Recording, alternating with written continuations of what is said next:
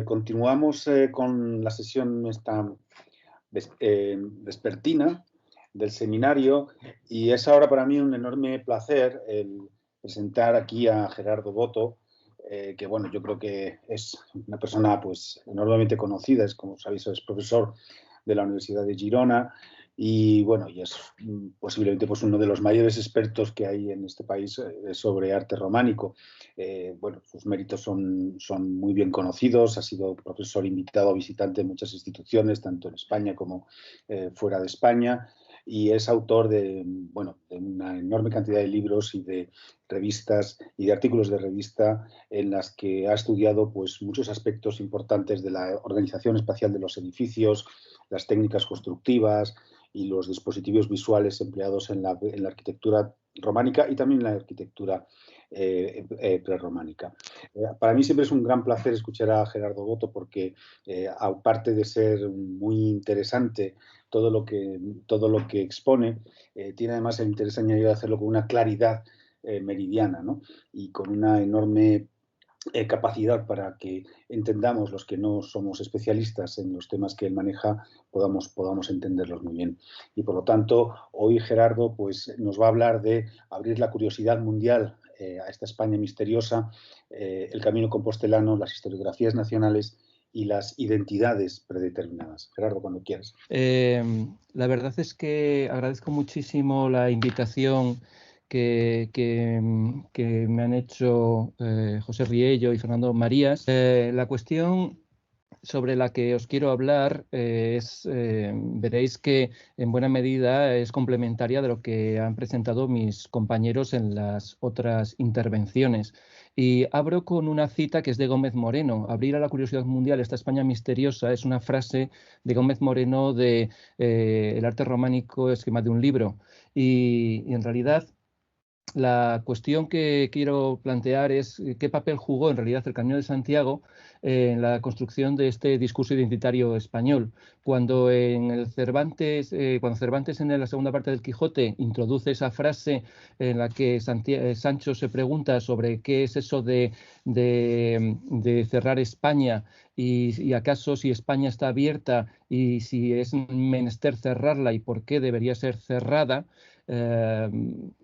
Cierto es que casi 300 años después, cuando pasamos por las letras de Valle Inclán y nos asomamos a sus luces de Bohemia, encontramos allí justamente la antítesis de esta cuestión, la idea de que ciertamente España podría ser abierta y que podría ser abierta hacia la libertad y el progreso. Y en ese sentido, el concepto de abrir o cerrar España vinculada a Santiago como patrón, en realidad me lleva a plantear esta idea de qué consecuencias acarreó la dedicada proliferación del culto a Santiago en la producción artística de los territorios cristianos ibéricos durante los siglos del Románico.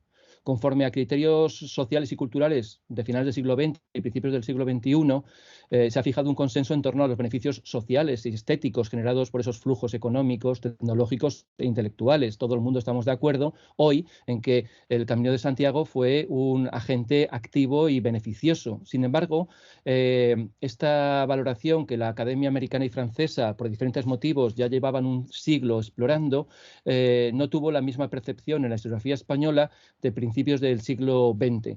Y de hecho se mantuvo con una enorme reserva ante el Camino de Santiago durante prácticamente 2/3 de ese siglo XX.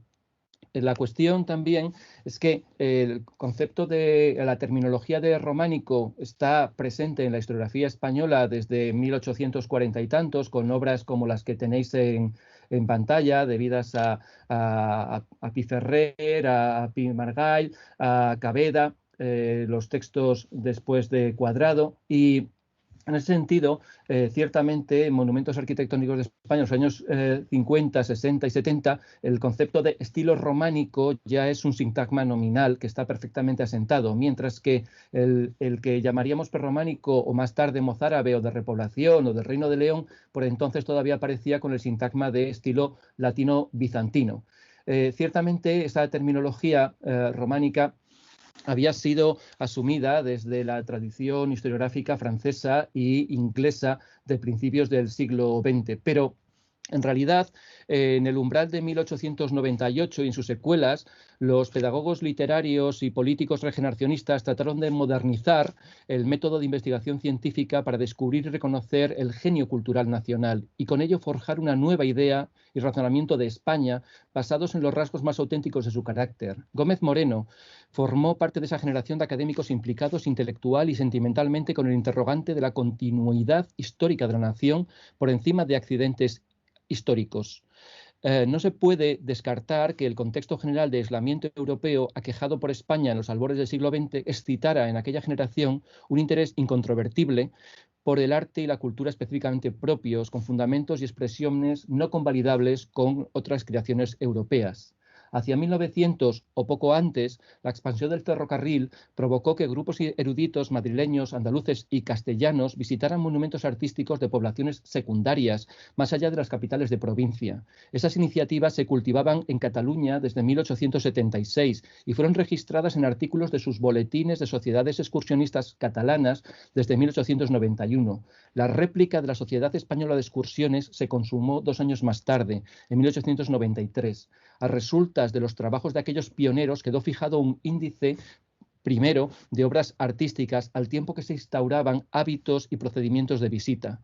Hacia 1900 o poco después, en las academias europeas comenzaron a escribirse estudios sobre arte medieval que analizaban simultáneamente obras de diferentes países, o mejor, de un país en contraposición con otros. Como consecuencia de ello, lo cierto es que historiadores del arte españoles, franceses, italianos, americanos e ingleses que habían caracterizado a las obras de arte propias como emblema y certificado de su identidad nacional, aludieron a los mismos monumentos, a los mismos autores y a menudo a los mismos cauces de difusión artística.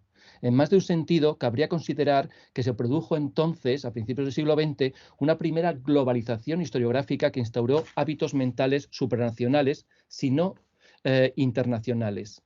Gómez Moreno, radicalmente empeñado, bien, esta es la alusión a la institución catalana. Gómez Moreno decía, radicalmente empeñado en la comprensión del problema de España, procuró advertir en qué valores y actitudes radicaba tal base genuina y esencial, cuál era la substancia que mantenía y alimentaba una perdurable actitud a lo largo de los siglos y de sus vicisitudes. Tras sus sucesivas pesquisas en torno al arco de herradura, Gómez Moreno acendró su particular interés en el arte mozárabe, expresado a través del primer estudio sobre la iglesia de Santiago de Peñalba.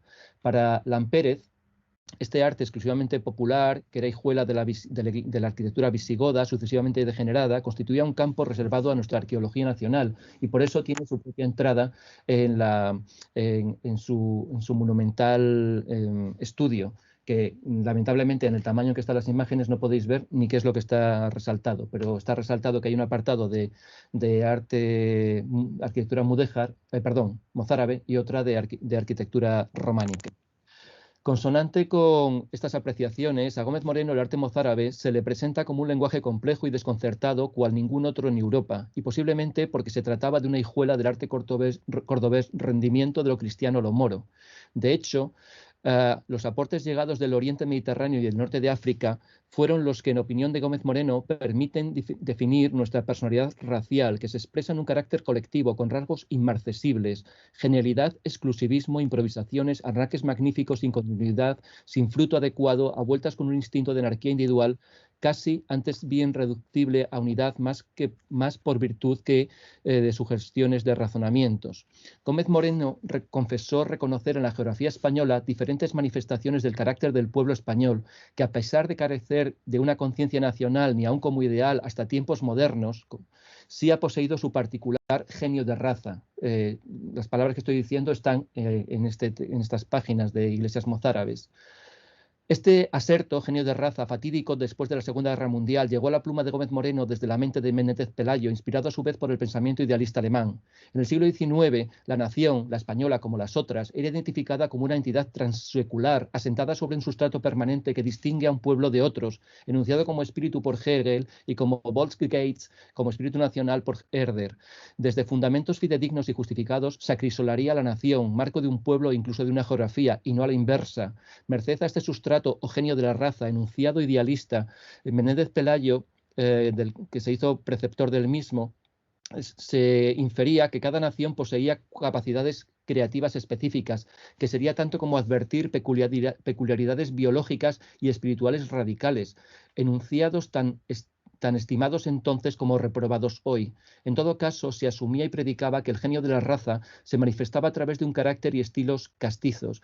El carácter específico del pueblo proporcionaba respuestas nacionales a problemas filosóficos, literarios, artísticos, religiosos, sociales, universales.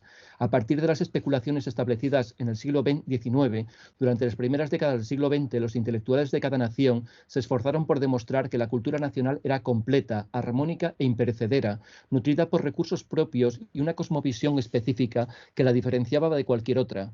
El arte nacional, como la literatura, la teología o la historia nacionales, serían así el resultado de la concatenación temporal de estas expresiones culturales que se advierten como propias de una nación, esto es, de un pueblo dotado de carácter, cultura y psicología singulares. Las alteraciones... ¿Dónde vas? ¿Sigo? Las alteraciones solo se consumarían si se aplicaba una arrolladora fuerza exterior entramado sobre el entramado cultural endógeno, que es lo que se señala en este punto. Si el sustrato cultural de una nación asentada y perfilada en un territorio patrimonial se caracterizaba por la continuidad y supervivencia de los factores sustanciales que inspiraban las expresiones formales, diversas y cambiantes, cada nación podía reconocerse y corroborarse como una unidad de destino, por encima de las mutaciones aparentes. La perspectiva crítica, determinada y desarrollada desde la segunda mitad del siglo XX, es obviamente antitética a esta. Pero Gómez Moreno en estas páginas dejaba claramente asentado que si había un carácter propio, un genio de raza, era ese que se habría creado entre el 833 y el 1035. Y ahí es donde se había hecho nación España, decía él, es decir, en el arte califal y en el arte mozárabe. Y después vinieron todos esos arrumbes llegados desde el exterior. El compromiso gubernamental español con las herencias patrimoniales institucionalizado a través del regeneracionista Centro de Estudios Históricos, en particular las secciones segunda, Arte Medieval Español, y octava, Arte Escultórico y Pictórico de España en la Baja Edad Media y Renacimiento, vino a consolidar las vías abiertas por el ambicioso encargo de los catálogos monumentales de las diferentes provincias. En las primeras décadas del siglo XX quedó fijado el canon de la alta cultura artística del periodo románico, poco después de que sucediera otro tanto con el arte del periodo moderno. El Camino de Santiago, como cauce y propiciador de dinámicas creativas, constituye uno de los vectores del canon artístico. Ahora, hace más de un siglo, el Iter Francigenum comenzó a ser encumbrado por los académicos norteamericanos como Georgia King, que hizo también sus primeros estudios sobre los arcos de herradura. Y ciertamente Georgia King fue quien proporcionó el primer estudio monumental sobre el Camino de Santiago en unas fechas tempranísimas. Los franceses, por su parte, siguiendo la estela de Bouillet, a la que se sumaron Berthaud, Malle, Deschamps, Aubert, vinieron a señalar que el Camino de Santiago era una expresión ostensible de la capacidad fértil y expansiva de la cultura francesa y, más concretamente, la confirmación de su capacidad de colonizar artísticamente otros territorios más allá de sus fronteras políticas y nacionales. A través del Camino de Santiago, afirmó Malle, sin ambajes y sin titubeos, llegó la civilización a los territorios hispanos, nada menos. Con una perspectiva muy diferente, esta problemática fue analizada minuciosamente por Arthur Kingsley Porter. En contadas oportunidades se reconoció que hubiese habido un arte románico europeo, salvo estudiosos no comprometidos emocional ni ideológicamente con el nacionalismo patrio, como King o Porter, que estaban afectados en todo caso por sus propios criterios éticos. En su condición de norteamericano, Kingsley Porter entendió que los diferentes hitos y centros artísticos conectados por los caminos de peregrinación compartieron magisterios, lenguajes y recursos. El arte a cada lado de la frontera, decía Porter, entre España y Francia es precisamente el mismo, un estilo que se extendió desde Santiago a lo largo de la ruta de peregrinación a Toulouse, Moissac y Conques. Este arte no es francés ni español, es el arte de la peregrinación, cierro comillas. De este modo, Porter impugnaba la unidireccionalidad de la expansión artística sostenida por los investigadores franceses. Malle y Porter compartieron compartieron la opinión de que el arte románico hispano germinó sin observar ni atenerse a las formas culturales autóctonas, a la identidad étnica o lingüística, a las fronteras políticas o a las dificultades geográficas. La opinión fue también asumida por autores españoles como Torres Balbás, quien tempranamente reconoció que el románico francés penetra en Castilla y León en el reinado de Fernando I y los edificios que conocemos en ese tiempo no tienen relación alguna con las anteriores arquitecturas nacionales. Ciertamente, Kingsley Porter recorrió Europa con los recursos de los que disponía un catedrático de Harvard, esto es, con su chofer, su Rolls Royce, y acompañado por su mujer, que era fotógrafa. Los medios de los que disponía Gómez Moreno eran distintos. Porter siempre fue acompañado por su mujer, Lucy Walsh Porter, fotógrafa, que ha merecido también una exposición propia en la biblioteca de la Universidad de Harvard. Y es importante que vayamos viendo estas mujeres y el papel de las mujeres en la construcción de todo este complejo entramado académico e intelectual, porque detrás de Gómez Moreno, de un modo muy directo, está su mujer Elena, y en el caso de Porter está detrás y delante, y Georgia King trabajaba ella misma sin necesidad de ningún varón.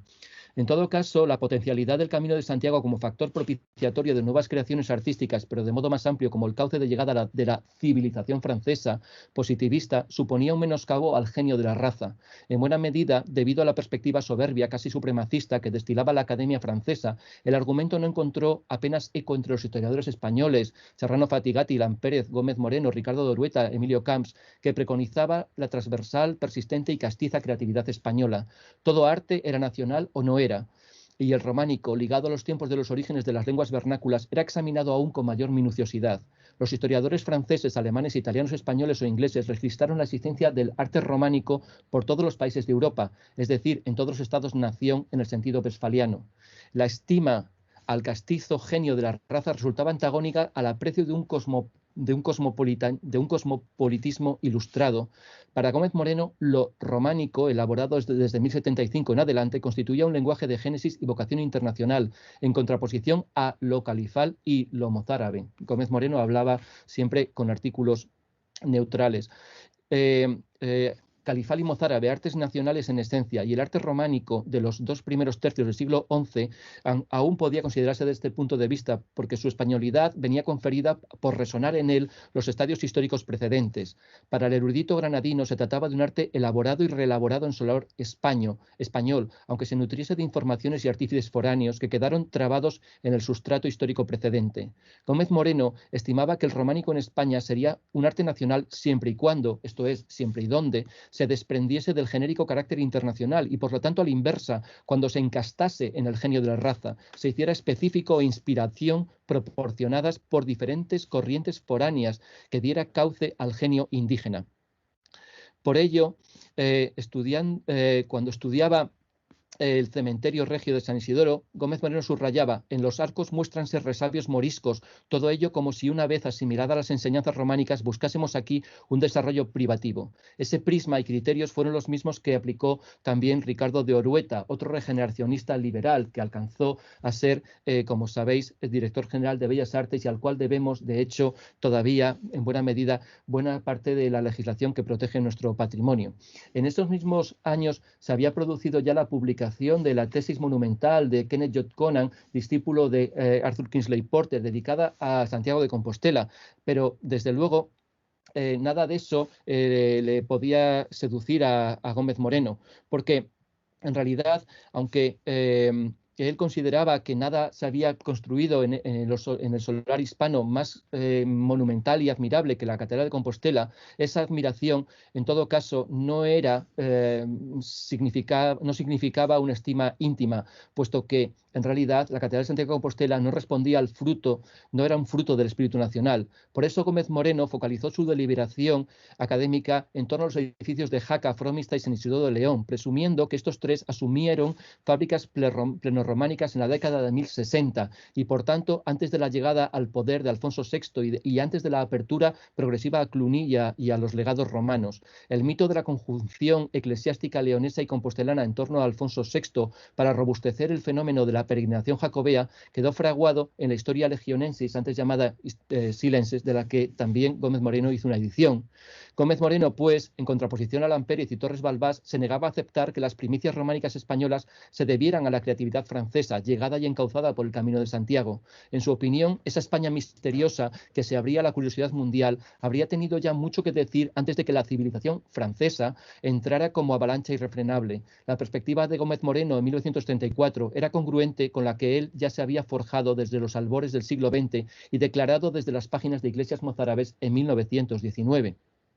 Desde este imaginario contrafactual, el Camino de Santiago no se presentaba a los ojos de Gómez Moreno y de su estela como un estimable factor de oportunidad creativa, sino como la severa antítesis de ello, puesto que diluyó lo propio en lo genérico, o por decirlo más sentimentalmente, desnacionalizó el arte español al echarlo contra Europa. Durante todo el periodo de la restauración borbónica, de la Segunda República y más allá de la posguerra, la menguante Academia Española eludió preguntarse qué aportó y qué comportó para el arte de las sociedades hispanas y de sus jerarquías la creencia de que en el locus santus gallego se preservaba el mayor aval de la condición cristiana de Hispania. Aunque se estudió de modo pormenorizado que francos de todo origen y jaez traspasaron los Pirineos, anduvieran y desanduvieran el camino y se asentaran en los dinámicos barrios de francos desarrollados sobre el eje viario, sobre su febril trajín de personas, mercancías y lenguas, no fue esto objeto de análisis y ni se consideró el provecho que todo ello pudo acarrear para el desarrollo y profusión de las formas artísticas románicas. A pesar de que resultaba palmario que las sociedades leonesa, castellana, navarra, gallega, como el arte de todos estos territorios, se beneficiaron de una coyuntura económica más fértil y más del más vertiginoso intercambio de conocimientos, la nueva multinacionalidad fue interpretada como la disolución de la identidad genuina precedente, aquella singularmente ibérica, la nacional antes de ser internacional. Una intuición atorada de dramatismo y una predisposición desdeñosa llevó a adoptar una pregunta retórica. ¿Qué hizo el Camino de Santiago por la identidad española? ¿La reforzó? ¿La tergiversó? ¿La recreó? A fin de cuentas, para aquella historiografía, el interrogante cardinal era advertir en qué obras plásticas y monumentales del siglo XII se siguió manifestando la españolidad y cómo logró hacerlo. Desde estas bases, el Camino de Santiago constituiría el epítome de esa irrupción de un arte internacional, de esa uniformización con el arte de otras naciones, conforme a los criterios comportados por agentes foráneos, concretados en los monjes cluniacenses y los legados pontificios. A la postre, enunciar uniformización era un modo de reconocer que lo español quedaba subsumido en lo francés, concretando en la progenie tolosana y conquense de Conques de la escultura y de la arquitectura compostelana. Gómez Moreno priorizó la constatación de cuándo y cómo los reinos hispanos fueron coprotagonistas de la génesis del románico internacional y no receptores pasivos de la creación ajena. Emilio Camps, siempre adherido a su maestro, reivindicó a artífices que alcanzaron su culmen desde un taller español. La difusión del gran arte románico, decía Camps, es un ejemplo vivo de ello. El maestro de platerías que va sembrando de genio a lo largo del camino de la peregrinación. Y mitigó Camps la colonización francesa, siguiendo literalmente el pensamiento de Porter. Decía Camps, en el arte del siglo XII no puede hablarse de arte románico español ni francés, sino que ha de referirse uno constantemente, el arte de peregrinación, uniforme a lo largo de todo ella, puesto que ésta viene a ser como la gran arteria que recoge todos los impulsos vitales de la cristiandad occidental. En la construcción historiográfica de Camps, los soberanos de Castilla y de León ni protagonizaron ni propiciaron la penetración cultural. Decía, ha de valorarse la enorme trascendencia del influjo de los monjes negros cluniacenses en España. Ellos organizaron perfectamente esta enorme corriente de arte y de cultura. Camps no pudo dejar de reconocer el concurso de los benedictinos borgoñones, aunque procuró invertir los términos de la inspiración. Decía, con la ligera enumeración del Códice Calistino, obra de cluniacenses, se echa de ver la enorme importancia que para Cluny había adoptado entonces el Camino de Santiago, y establecía Camps una equiparación de los solares galo e ibérico. Gracias a su carácter internacional, los cluniacenses convirtieron la vía jacobea en un poderoso lazo de unión de un lado y otro de los Pirineos. Esa postura crítica ante el Camino de Santiago, a pesar de haber sido cauce de entrada de oportunidades y de extranjerías, pervivió durante décadas en la historiografía española. Y, desde luego, en otros extremos, como en el caso de Cataluña, de la mano de Puig i Cadafalch, el argumento del Camino de Santiago no aparece en ningún momento reflejado, puesto que los intereses de Puig i Cadafalch, desde una perspectiva nítidamente política, era vincular a Cataluña a la Europa carolingia. Entonces, lo que sucede es que ciertamente se establece este tándem entre Camino de Santiago y el arte románico, y se comienza a plantear en algún momento si ciertamente el Camino de Santiago fue una oportunidad feraz para el desarrollo del arte románico. Este principio, que ya había establecido claramente desde Georgia King y después Kingsley Porter, no fue rehabilitado historiográficamente en España hasta que la sociedad española no comenzó a reconocerse a sí misma, abrazando la idea de un país internacional cada vez menos different y cada vez más cosmopolita. Entonces, ciertamente, cuando se alcanza ya los años 40 y 50, observamos por un lado todavía la tensión entre la ausencia de cualquier referencia al Camino de Santiago en la obra de referencia de aquel momento, que era el volumen correspondiente de Ars Hispaniae, y en contraste con esto, el monumental estudio planteado por Vázquez de Parga, Lacarra y Uría sobre las peregrinaciones a Santiago de Compostela. Ciertamente, el énfasis discursivo del franquismo sobre la raza y la vocación imperialista española no introdujo una quiebra en los juicios de valor expresados por los historiadores del arte españoles durante el primer tercio del siglo XX. Si acaso se fosilizó esa perspectiva al tiempo que se desplazaba a la periferia institucional a individuos que mantenían un pensamiento y una ética inasequibles como Gaya Nuño. La perspectiva sobre el románico como arte internacional comenzó a variar en los albores de la década de 1960, acicateada por la organización y desarrollo de la magna exposición del arte románico en Barcelona, Santiago de Compostela, 1961, que estaba claramente en relación con la adhesión de España al convenio de cooperación cultural del Consejo de Europa. Entonces, en ese mismo 1961 tiene sus repercusiones académicas en el volumen especial, extraordinario, que dedica a Goya, un volumen triple, en el que todos los artículos que se recogen hacen referencia al arte románico, es un balance sobre el arte románico, y por primera vez se establece en un artículo de Antonio Bonet Correa esta relación entre las peregrinaciones a Santiago de Compostela y el arte románico dentro de la historiografía española. En esas mismas décadas se va a ir publicando los estudios de personalidades extranjeras como Jean Villard sobre la guía de peregrinos, o los estudios de Janine Bernstein sobre los frescos románicos en la ruta de peregrinación Santiago de Compostela entre Tours a León y en otros países. Entonces, ciertamente, cuando avanzamos hacia finales de 1970 y ya 1980, se enuncia claramente en los manuales de Joaquín Yarza que el románico establece una vía de apertura y se asume y se concilia esa idea de la apertura europea, y se señala que a través del camino se desarrolla todo un mundo y que ciertamente es propagador de formas artísticas, y que se interiorizará en la producción artística española del siglo XII ese principio de internacionalidad. A partir de la década de los 80 se multiplican los ciclos de conferencias, en este caso centrado en el ámbito palentino, aunque no se producen todavía reflexiones teóricas sobre qué supone concatenar románico y Camino de Santiago. Sin embargo, ciertamente, el año 1985, y lo hemos visto antes con Sandra, constituye un punto de inflexión. Es el momento en el que España se adhiere a la Comunidad Europea a todos los efectos y se producen exposiciones, una dedicada a los Beatos, otra a Santiago de Compostela y el efecto de peregrinación, precisamente en el contexto de que estamos refiriéndonos y desarrolladas en ámbitos geográficos belgas.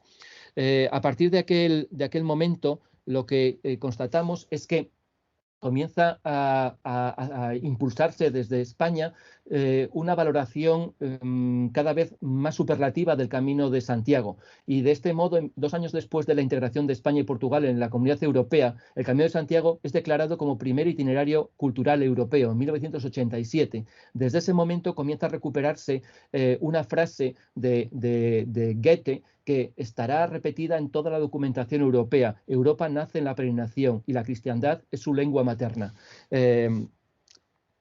Progresivamente vamos constatando que en ese mismo año 1987 en que se produce esa declaración, se multiplican también cursos de verano dedicados al Camino de Santiago, se realizan los primeros encuentros de las asociaciones jacobeas o tiene lugar una renovación del discurso oficial en una guía completamente humilde, pero que es una guía generada por la Secretaría General de Turismo de España de 1990. Claramente ya aparecen enunciados los ítems de la ruta de Jacobea y las rutas románicas del siglo XII y la relación de todo ello con Santiago de Compostela. Es decir, el concepto de la ruta de peregrinación había pasado ya a formar parte ciertamente del discurso.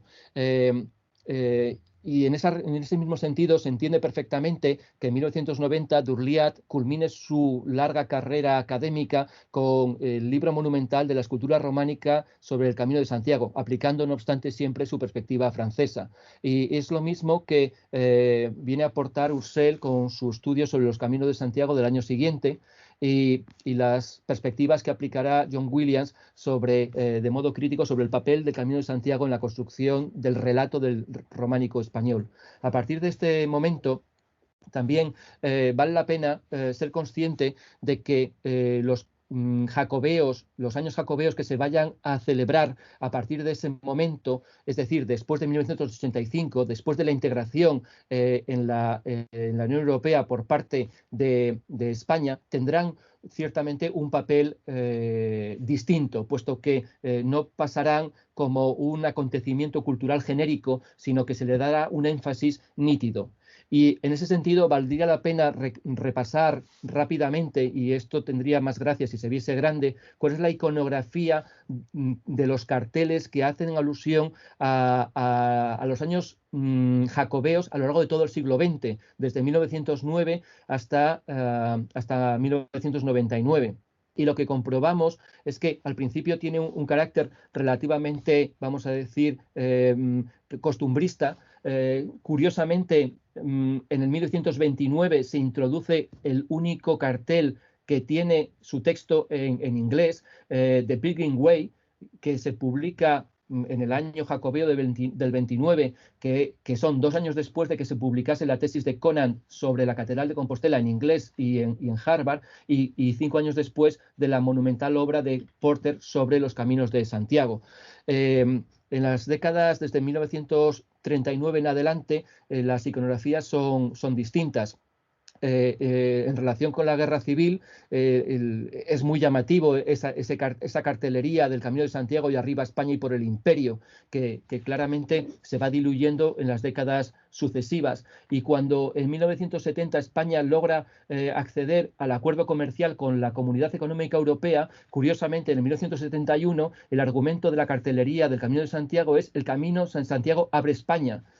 Yo no sé si alguien había leído de repente aquel día a Valle Inclán y había cogido el pasaje correspondiente de Luces de Bohemia, pero es exactamente eso lo que se introduce aquí en relación con un acontecimiento de carácter diplomático que había tenido lugar el año anterior. Estas son las más recientes, algunas de ellas formarán parte de nuestra memoria visual y corresponden estas que estamos viendo aquí a 1993 en adelante, es decir, a los años jacobeos después de la integración de España en la Unión Europea. Y estos son los de este mismo año, que es jacobeo, el 21, en el que estamos, y se predica de esta manera.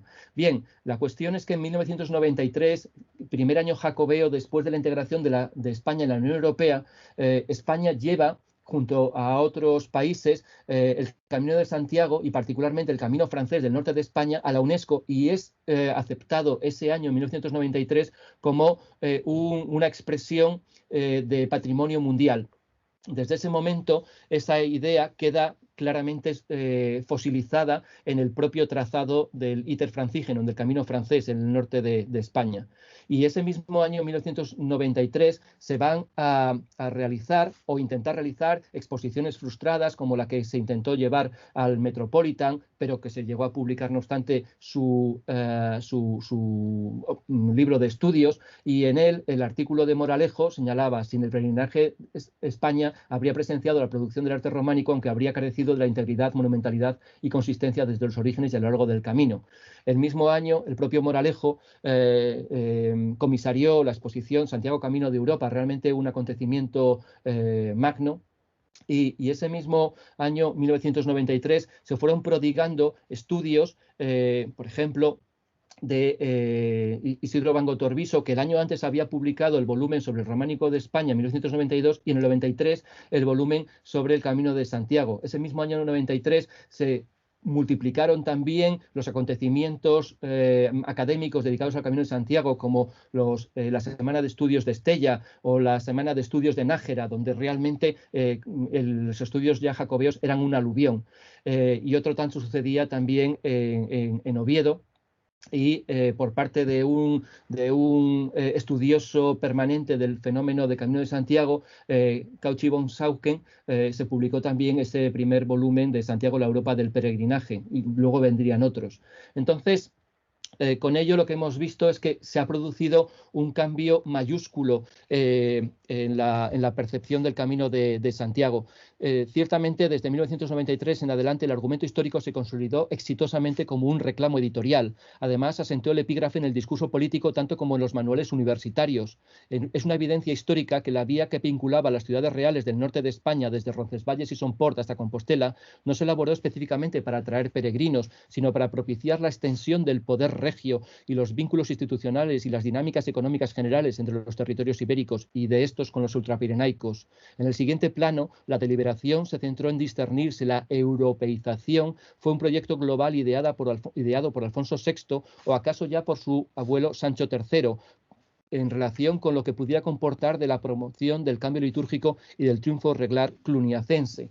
Los estudios en este mismo sentido siguieron en la década de los 90 y llegamos a finales de los 90, porque a finales de los 90, es decir, a finales ya del siglo XX, a esas alturas todas las academias y cancillerías del continente habían asumido que el románico constituyó el primer estilo artístico internacional europeo, dando por sentado que el arte romano había sido más propiamente mediterráneo que europeo.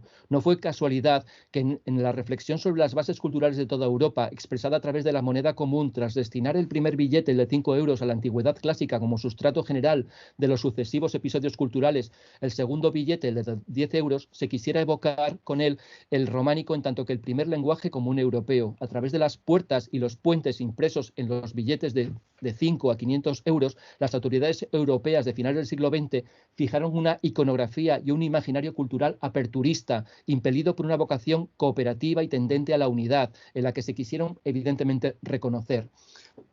Para nosotros, las reflexiones en esos mismos años venían de la mano de una investigadora norteamericana que intentaba reconocer en qué medida la construcción del discurso sobre el románico afectaba a la identidad cultural y también, diríamos, genérica española. Pero los estudios sobre el Camino de Santiago continuaron y, alcanzando ya el último año jacobeo, del siglo XX, que es 1999, en todo tipo de formatos, incluso en revistas divulgativas como las que les muestro, se señala ciertamente que a través del Camino de Santiago se subraya la unidad de Europa y la cultura europea. Es decir, el románico es europeo y el Camino de Santiago es la vía de vertebración de España con Europa y la afluente fundamental de europeización española. Eso ya lo sabía Gómez Moreno, pero le repugnaba precisamente en lo que consiste el gran giro que tiene lugar en la década de los 80, es pasar de esas reticencias realmente a una aceptación manifiesta de este argumento. Y en ese mismo sentido, en el 99 se siguen multiplicando los congresos y seminarios y las publicaciones en relación con el Camino de Santiago, bien en España, bien en Francia, y otro tanto en la historiografía también norteamericana. En el siglo XXI esta proliferación bibliográfica continúa y se introduce otro factor que es también muy claro, que es esta cuestión de quién es el protagonista, es decir, en esta búsqueda un poco de la prosopografía de la europeización de España a través del Camino de Santiago, se va poniendo el énfasis en algunos gobernantes, y este es el caso particular de Sancho el Mayor de Navarra. Y a través de ello y de otras perspectivas que no se habían cultivado hasta ese momento, como era la consideración desde Cataluña del Camino de Santiago, que parecía que Cataluña había estado completamente ajena a esta cuestión, ciertamente se hizo un congreso monumental que ponía de manifiesto que esto no había sido en absoluto un fenómeno ajeno, sino al contrario, constatando muchas expresiones culturales, entre otras, por ejemplo, que en Cataluña hay más iglesias dedicadas a Santiago que en el resto de España juntas, por ejemplo. Entonces, la cuestión es que estas publicaciones sobre el Camino de Santiago que van familiarizando y normalizando a todos los efectos este carácter realmente europeo de España, nos lleva a consideraciones como la siguiente, y es valorar por parte, por ejemplo, de este investigador, de Manuel Castiñeiras, que el Camino de Santiago fue capaz de aunar experiencias foráneas con aportaciones locales y así convertir sus monumentos en obras maestras del arte románico europeo. Esta perspectiva intentaba situar el arte románico no como subsidiario, sino como un agente más de una construcción discursiva paneuropea, por tanto, diríamos panrománica en ese sentido. Y el principio de la introducción de la europeidad en España se intentó focalizar claramente a través de esta exposición del año 2006 en Sancho el Mayor, tercero de Navarra, focalizando que era él y después sus descendientes, pero sobre todo él, realmente quien abrió esta curiosidad, quien abrió la España misteriosa a la curiosidad mundial, por seguir con las palabras de Gómez Moreno.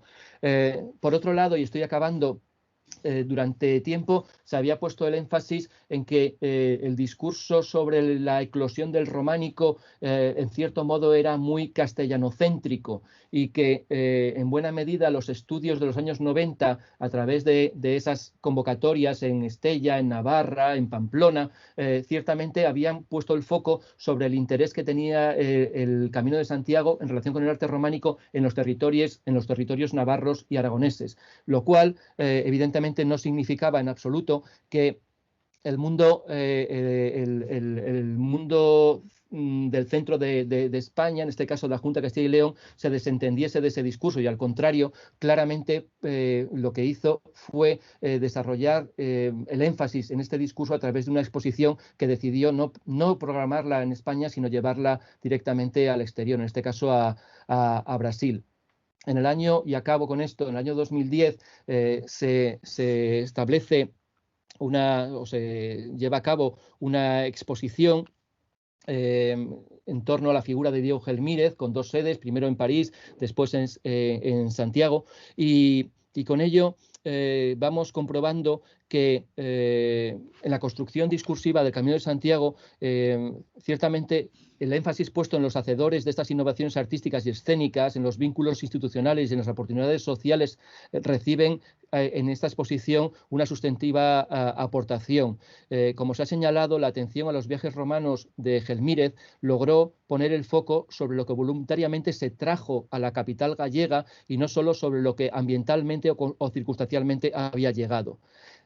Finalmente, la doctrina política y social, el imaginario de la España medieval desde la historia del arte del presente, se sintetiza en este enunciado que es el resultado de la redefinición llevada a cabo en los últimos 40 años y en el que en un título de una exposición del Arqueológico Nacional, en realidad lo que se está expresando es el aserto de Goethe: Europa nació en la peregrinación.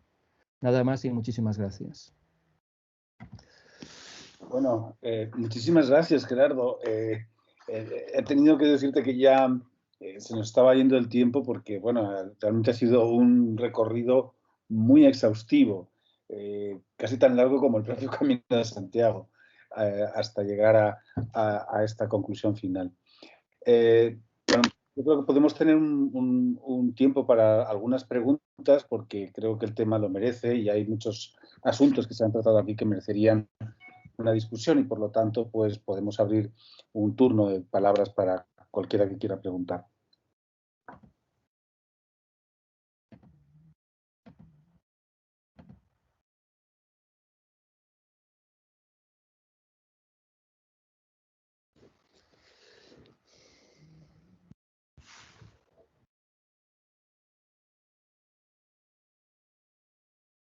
Yo levanto la mano.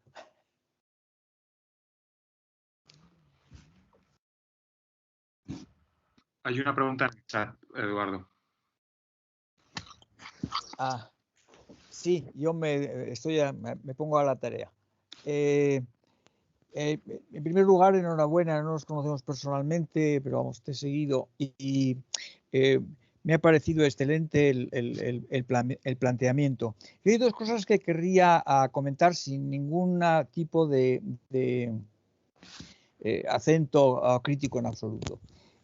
Bueno, una de las cosas que me venía a la cabeza es que estabas planteando una oposición que es fundamentalmente el mundo del Camino de Santiago, el mundo de Cluny, el mundo del rito romano, frente a lo que podría ser una tradición propia, que sería el de el rito no romano, sino el gótico entonces que llamamos hoy mozárabe, quizá desde el cardenal Cisneros. Y por lo tanto, diríamos, una oposición que no es exactamente, diríamos, con un vínculo con el mundo hispano-musulmán o con el mundo del mudejarismo. Por un lado, por lo tanto, creo que ahí había un elemento muy importante que habría que tener historiográficamente más en cuenta de lo que yo creo que se tiene. Sí, se hace una referencia a todos los borgoñones, etcétera, a la invasión, al cambio de rito, pero no se extraen las consecuencias, yo creo, en el ámbito de la historia de la arquitectura, por ejemplo. Pero no soy especialista, con lo cual. Segundo punto que me llamaba la atención es, bueno, en algún momento has hablado del casticismo, y yo creo que en la historia de la arquitectura hemos perdido de vista, con alguna excepción referida fundamentalmente al mundo moderno, hemos perdido de vista, diríamos, la importancia que tiene en la intelectualidad española del cambio de siglo Unamuno y en torno al casticismo. Y a excepción de un discípulo, evidentemente, muy amado de Gómez Moreno, que es Fernando Chueca Goitia, y que escribe el año 47, y la fecha también es importante, los invariantes castizos de la arquitectura española. Creo que la relectura grupal, si queremos, de Unamuno, y de una forma, digamos, deconstructiva y crítica, creo que iluminaría mucho los mimbres a partir de los cuales muchos de los historiadores que estamos manejando de comienzos de la centuria, pues se alimentaron con categorías muy específicas y que a lo mejor no coinciden en absoluto con las que actualmente, pues desde una postura poscolonial inclusiva, pues planteamos actualmente, o queremos plantear actualmente, llevándolo anacronísticamente también hacia el pasado. Esos son un poco los dos comentarios que quería al hilván de tu excelente aportación. Muchas gracias. Gracias, muchísimas gracias, Fernando. Sobre la segunda, solo puedo decirte que sí, que tienes toda la razón y que seguramente será muy fructífero reflexionar sobre ello. En todo caso, claro, la expresión del casticismo unamuniano parece que entronca con este pensamiento también de Menéndez Pelayo, de estar buscando eso que sería lo propio, lo específico, y que si él usa el término este del genio de la raza, otro modo de hacerlo y digamos, y de expresar ese genio de la raza es ciertamente ese casticismo. Y por supuesto tienes toda la razón en que en esa misma atmósfera no es casualidad que Unamuno emplee también esa terminología, y desde luego es una figura de un impacto que no podemos ni calibrar, claro, desde aquí. Me refiero que teniendo en cuenta la simplicidad de voces contrastado con la multiplicidad de voces que podemos imaginar que hay en la última contemporaneidad. Claro, la voz de Unamuno clamaba, y no clamaba en el desierto, desde luego. Pero en relación con la primera cuestión, si te he entendido bien, y discúlpame, el argumento es dónde radica ciertamente lo francés y lo borgoñón en la arquitectura, en la monumentalización, en el proceso mismo de llevar a cabo la ejecución de las fábricas. En ese sentido, dejando de lado la Catedral de Santiago de Compostela, que es un edificio radicalmente francés y en este sentido diríamos que es casi la quinta esencia de la exploración que se estaba llevando a Francia en diferentes territorios, en el turonense, en el Limousin, en el tolosano, y que se destila todo eso, y ese destilado es la propia Catedral de Compostela, que nada tiene que ver en absoluto con la tradición hispana precedente. Al margen de ella, desde luego, por ejemplo, el cementerio dinástico de León, vamos, lo que vulgarmente llamamos el Panteón de los Reyes, es un edificio que en sí mismo es vanguardia arquitectónica cuando se construye, es un edificio realmente vanguardista cuando se construye, y sus estructuras son claramente francesas. En este caso, seguramente más del área del Loira que no de Borgoña,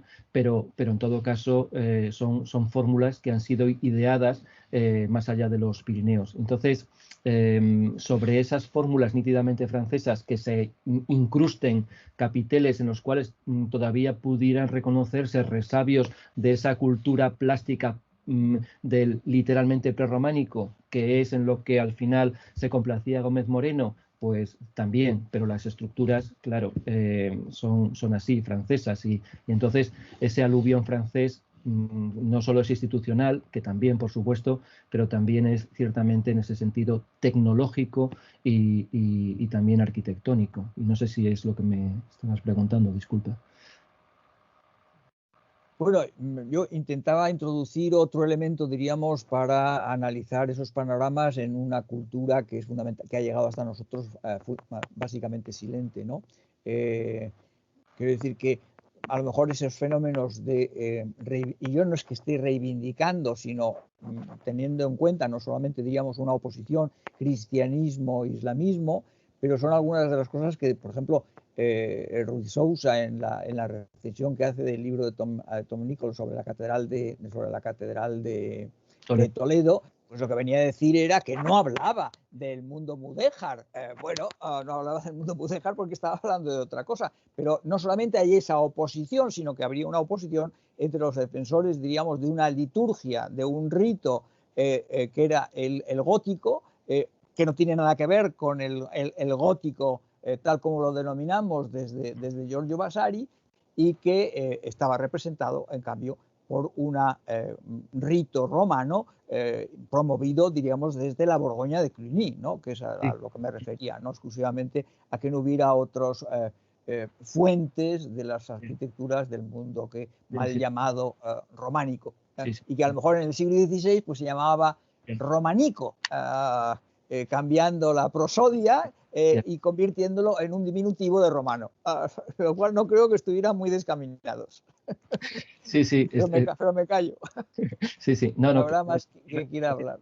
Solo que justo el problema que planteas es el nudo gordiano del artículo de Shapiro sobre el claustro de Silos. Justo ese, el que lo acabas de decir tú. Sí. Mira, Gerardo, tenemos en el chat, hay una persona que no tiene acceso al micrófono y que dice lo siguiente: hola, yo tengo una pregunta para Gerardo. En la imagen 49 se mostraba la Catedral de León como imagen publicitaria del camino. ¿Cómo encaja el gótico y la catedral en un discurso románico? ¿Y por qué León y no Burgos, por ejemplo? Enhorabuena por la conferencia, pide disculpas, es José Alberto Moraes Morán. Sí, en esa... La he puesto ahí porque ese cartel está promocionado por...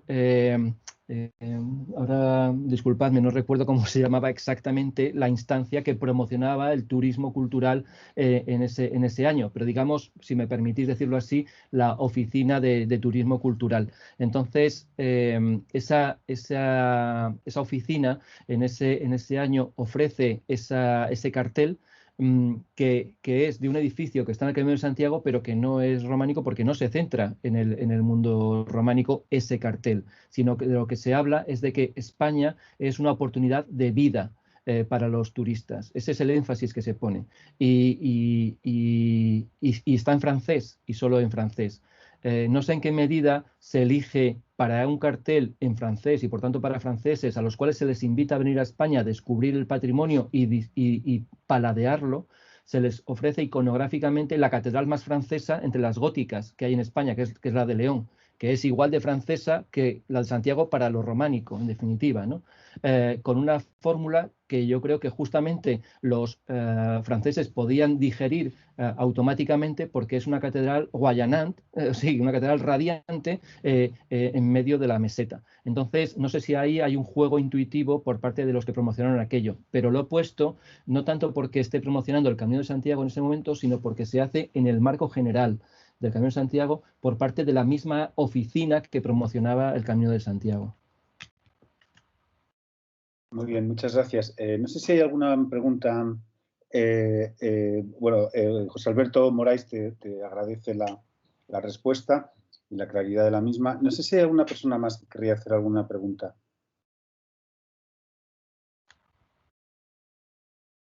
Bueno, no parece que se levante ninguna mano virtual. José Riello, quizás José. No. Bueno. No. Salvo citar a Gerardo y decirle que tiene un libro en ciernes, obviamente. Gracias. Para mí. Gracias. Antes no he podido agradecerte, Eduardo, la presentación. Te agradezco muchísimo las palabras que me has dedicado. De verdad, te lo digo, no de manera protocolaria. Hombre, ya tú sabes que, bueno, que me interesa mucho el trabajo que haces y bueno, que lo sigo con mucha atención. Bueno, pues no sé si hay alguna cosa más. Si no hay ninguna pregunta más, yo creo que podemos despedir esta densísima sesión, pero que ha sido muy interesante. Yo la verdad es que he disfrutado muchísimo con ella, he aprendido muchísimo, creo que han sido todo... creo que hemos puesto en cuestión muchos fundamentos sobre los que se asientan las bases de la historiografía del arte medieval, hemos revisado conceptos, hemos visto desarrollos historiográficos, hemos discutido algunas ideas que están siempre un poco, que se dan por muy asumidas, pero que luego resulta que tienen una base menos sólida de la que se pensaba. Y en última instancia, pues bueno, creo que hemos conseguido bastante los objetivos que os habéis planteado los organizadores cuando han planteado hacer este seminario, y por lo tanto solamente me queda dar las gracias a todos los ponentes que hemos tenido esta tarde, a todas las personas que han participado y bueno, pues emplazaros para la segunda sesión que será mañana y a la que también pues yo me gustaría también mucho conectarme porque como digo, este seminario pues está siendo muy interesante. Muchísimas gracias. Gracias.